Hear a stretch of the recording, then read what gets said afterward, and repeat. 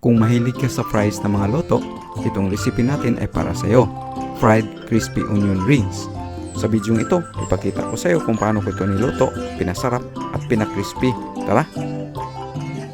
Gumamit lang tayo ng isang white large onion. Binalatan at hiniwa ko lang to into rings. Pagkatapos hiwain, ay paghiwalayin ng mga ito para makagawa ng mga onion rings. Ang sunod natin gawin ay gagawa tayo ng breading mix. Kailangan natin ng all-purpose flour, cornstarch, paprika powder, onion powder, ground black pepper, and salt. Haluin lang natin to hanggang mag-combine ng maayos.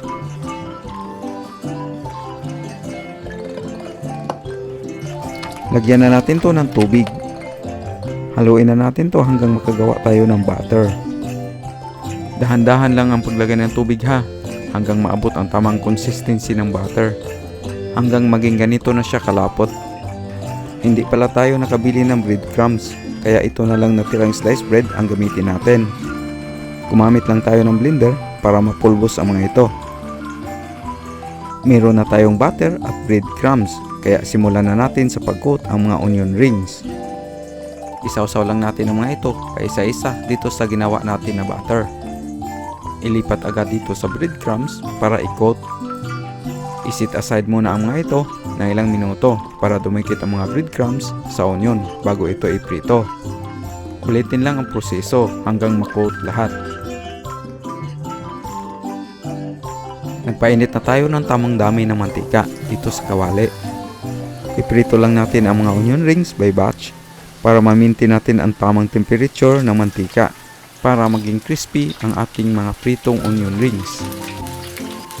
Iprito lang natin to ng mga 2 minuto or hanggang mag-golden brown ang mga ito at crispy. Agad itong hanguin at ilagay sa lagayan na pwede mag-drip ang excess na mantika. Ito na ang ating fried crispy onion rings. Kung nagustuhan mo ang aming mga video, please like, share, and subscribe at pakipindot na rin sa notification bell para lagi po kayong updated sa aming mga bagong videos.